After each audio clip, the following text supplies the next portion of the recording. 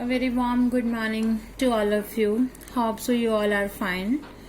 बेटा आज हम लोग जो है आपके census and sample method chapter के अंदर से मैथड्स ऑफ सैम्पलिंग जो है थर्ड चैप्टर में से मैं करवाने जा रही हूँ।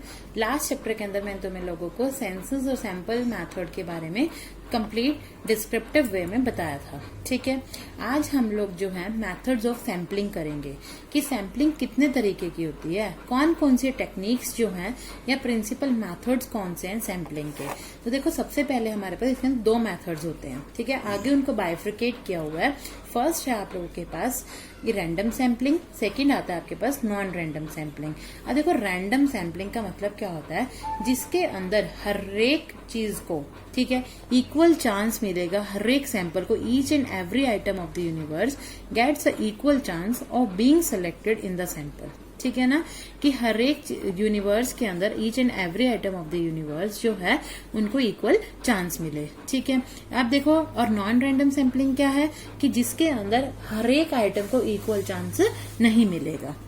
ओके, अब देखो रैंडम सैम्पलिंग के आगे दो पार्ट्स हैं। फर्स्ट है आप लोगों का लॉटरी मेथड, सेकंड जो है आप लोगों के पास है टेबल्स ऑफ रैंडम नंबर्स। ठीक है, अब देखो सबसे पहले हम लॉटरी मेथड पढ़ते हैं। ठीक, कि लॉटरी मेथड क्या होता है। इसके अंदर देखो आप लोगों ने सुना भी होगा कि हम लोग क्या करते हैं कि पेपर स्लिप्स जो हैं वो बनाकर डाल देते हैं। उसमें से हम लोग क्या करना है कि आपको स्लिप्स जो है वो उठाकर निकालनी है। ठीक है, तो अब जो स्लिप कोई भी आ सकती है, उस पूरे के पूरे यूनिवर्स में से कोई भी सैंपल हम निकाल सकते हैं।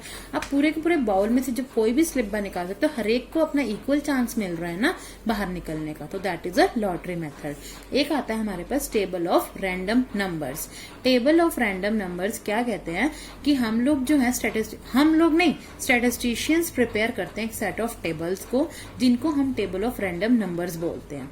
ठीक है, इसके अंदर क्या किया जाता है, आपके पास ना एक टिबेट्स टेबल होती है, उसके अंदर 10,400 नंबर्स जो हैं वो रखे जाते हैं। ओके, और उनके साथ हरे जो कि एक नंबर कंप्राइज हुआ होता है, एक नंबर जैसा इसमें 10,400 नंबर तो 10,400 नंबर्स होते हैं।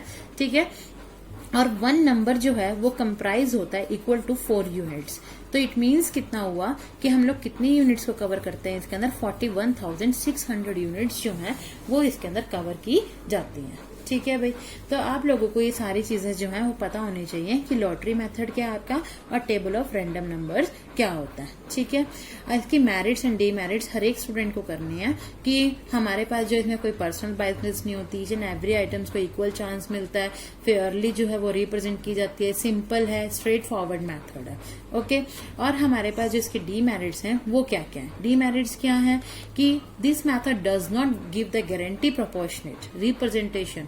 तो हमारे पास गारंटी तो नहीं है कि हमारे पास कि हाँ कि हर एक जो आइटम है उसको इन्होंने रिप्रेजेंट किया है। ठीक है, सेकंड है आपके पास कि random sampling does not give weightage to certain important items. ठीक है, कि उनको वेटेज प्रोवाइड नहीं कराता ये किसको, इंपॉर्टेंट आइटम्स को यूनिवर्स में। क्लियर हो गया, ये आप लोगों का रैंडम सैम्पलिंग था कि इसके अंदर दो मेथड्स हैं, lottery and table of random numbers. इसकी क्या मेरिट्स हैं क्या डीमेरिट्स हैं ये मैंने आप लोगों के साथ अभी डिस्कस किया। सेकंड जो है आप लोगों के पास है नॉन रैंडम सैम्पलिंग, और इसके अंदर आप लोगों के पास 5 टाइप्स है। नॉन रैंडम सैम्पलिंग क्या बताया कि हर एक आइटम को जो है वो इक्वल चांस नहीं मिलता है। ठीक है, purposive, stratified, systematic, quota and convenience, ये आपके पास 5 टाइप्स हैं। इन 5 टाइप्स को मैं अब आप लोगों को बताने के लिए जा रही हूँ। ठीक है, आप देखो सबसे पहले जो है आप लोगों के पास है परपोजिव सैम्पलिंग क्या होती है। अब देखो नॉन रैंडम सैम्पलिंग के अंदर यही है कि हर एक को इक्वल चांस नहीं मिला। अब प्रपोजिव सैम्पलिंग क्या है कि जिसके अंदर इन्वेस्टिगेटर जो है वो खुद से चॉइस करता है सैंपल की, और जो उसके नजरों के अंदर, जो उसके ओपिनियन के अंदर बेस्ट रिप्रेजेंटेटिव होता है, ठीक है, उसको वो चूज कर लेता है। इसके अंदर बायसनेस पक्का होगी। देखो ओपिनियन जो उसका बेस्ट होएगा उसको चूज कर लेगा।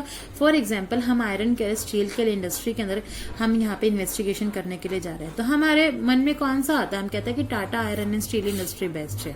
ठीक है, तो जबकि हमारे पास बहुत सारी और इंडस्ट्रीज भी प्रेजेंट है। It is just an example. Okay, कि हमने कहा कि हाँ iron and steel industry in India which one is the best one, हमने कहा कि टाटा आयरन एंड स्टील, तो that will we are biasness over there, ठीक है। प्रपोजिव सैम्पलिंग के अंदर हमेशा बायसनेस होती है, ओके। ये फ्लेक्सिबल है, देखो इसमें आपके पास मेरिट्स में लिख सकते हो कि फ्लेक्सिबल है, कि डेलिबरेटली आप कोई भी चूज कर सकते हो, ये सिंपल टेक्निक है, लेकिन personal biasness will be there, okay. Possibilities जो है वो और रिजल्ट जो है वो हम लोगों के कैसे आएंगे, डाउटफुल होंगे, क्लियर।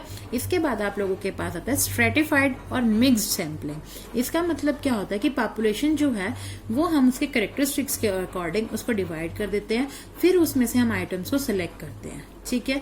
फ्रॉम ईच स्ट्रेटा हम लोग उसमें से सैंपल्स को सिलेक्ट करते हैं जो कि रिप्रेजेंट करेगा पूरी की पूरे पॉपुलेशन को, ठीक है। अब देखो हम लोगों ने क्या किया, इसमें एग्जांपल आप लोगों के पास दिया हुआ है। सपोज हमारी क्लास के अंदर 50 स्टूडेंट्स हैं, ठीक है। 30 have opted the mathematics and 20 जो है वो होम साइंस उन लोगों ने ऑप्ट किया, ठीक है। 20 have studied the home science in class 10th। देखो उन्होंने क्या किया था कि 30 ने मैथ्स और 20 ने होम साइंस, ठीक है। तो पॉपुलेशन जो है 50 स्टूडेंट्स की हम लोगों ने स्ट्रेटा बना लिया कि 30 एंड 20 का, कि 30 में से हम अपने अकॉर्डिंग चूज करेंगे, 20 में से अलग चूज करेंगे, ओके। समझ में आ गया सभी को कि मिक्स टेक्निक जो है हम लोगों ने अलग अलग जिनके कैरेक्टरिस्टिक्स थे उनको अलग अलग डिवाइड कर दिया, ओके। इसके अंदर भी आप लोगों को इसकी मेरिट्स एंड डीमेरिट्स हर एक स्टूडेंट को इसकी लर्न करनी है कि क्या होती है, ओके। इसमें देखो सबसे पहले आपके पास आता है ये मेथड जो है वो कवर करता है डाइवर्स कैरेक्टरिस्टिक्स जो है पॉपुलेशन के, ओके। पॉपुलेशन के देखो डाइवर्स कैरेक्टरिस्टिक्स कैसे, अब हम लोगों को ये पता है कि 10th क्लास के अंदर उसने होम साइंस ऑप्ट की थी और उसने जो था मैथमेटिक्स ऑप्ट किया था। हम अब उसके अकॉर्डिंग जो है 30 और 20 का जो हम लोगों ने स्ट्रेटा बना दिया, ये 30 स्टूडेंट्स का और ये 20 स्टूडेंट्स का, उसके बेसिस के ऊपर जो है हम लोग चूज कर रहे हैं, रेंडमली चूज कर रहे हैं अब स्ट्रेटम में से, ठीक है, कि फर्स्ट स्ट्रेटम में से हमें कितने चूज करने हैं, सेकंड में से, तो that will be a part of the mix sampling. आगे समझ में, ऐसे आप लोगों की डीमेरिट्स करनी है। इसके बाद आप लोगों के पास आता है सिस्टमैटिक सैम्पलिंग, कि सिस्टमैटिक सैम्पलिंग क्या होता है। सिस्टमैटिक सैम्पलिंग के अंदर क्या होता है कि पॉपुलेशन जो है ना वो न्यूमेरिकली, जियोग्राफिकली एंड अल्फाबेटिकली हम लोग उसको अरेंज करते हैं और every nth item of the number item is selected as a sample item. देखो अब इसके अंदर क्या किया हम लोगों ने, हमारी क्लास के अंदर 100 बच्चे हैं, ठीक है। अब मैंने उनको क्या किया, न्यूमेरिकली जो है या जियोग्राफिकली या अल्फाबेटिकली अरेंज कर दिया, मेरी मर्जी है, मैंने ए नंबर लेटर है उससे स्टार्ट कर दिए, ओके। तो अब हम लोग क्या कर रहे हैं, हमने कहा कि जो फर्स्ट 10 स्टूडेंट्स हैं उनको हम एवरी 10th स्टूडेंट को 100 में से हर 10th बच्चे को, 10th 20th 30th 40th उस स्टूडेंट को हम लोग चूज करेंगे। तो दैट इज सिस्टमैटिक, कि हमने एक सिस्टम बना दिया कि न्यूमेरिकली, जियोग्राफिक या अल्फाबेटिकली जो है हमने जो अरेंज किया डाटा उसमें से हम nth आइटम को उसमें से चूज करने के लिए जा रहे हैं, ओके। समझ में आया कि सिस्टमैटिक सैम्पलिंग के अंदर क्या होता है। इसके बाद आप लोगों के पास है कोटा सैम्पलिंग। कोटा सैम्पलिंग क्या है कि आप लोग जो है डिफरेंट ग्रुप्स और क्लासेस जो है अकॉर्डिंग टू डिफरेंट कैरेक्टरिस्टिक्स जो है वो उसके अकॉर्डिंग अरेंज कर देते हो डाटा को, ओके। इसके अंदर देखो आप लोगों की कोई बायसनेस नहीं है, नॉट वेरी एक्सपेंसिव। कई बार पॉसिबिलिटी हो जाती है कि हम लोग कैरेक्टरिस्टिक्स जो है उनके अकॉर्डिंग जो है पॉपुलेशन को अपने अकॉर्डिंग लगा दें, लेकिन हम लोग क्या है कि डिफरेंट ग्रुप्स या क्लासेस के अकॉर्डिंग पॉपुलेशन को डिवाइड कर देते हैं, फिर हम सैंपल्स को सिलेक्ट करते हैं। इसके बाद आप लोगों के पास है कन्वीनियंस सैम्पलिंग, कि इन्वेस्टिगेटर जो है अपने कन्वीनियंस के अकॉर्डिंग जो उसको सूट होता है उसके अकॉर्डिंग अपना सैंपल जो है उसमें से क्रिएट करता है। वो कह रहा है कि इन्वेस्टिगेटर में select a sample of teachers, ठीक है।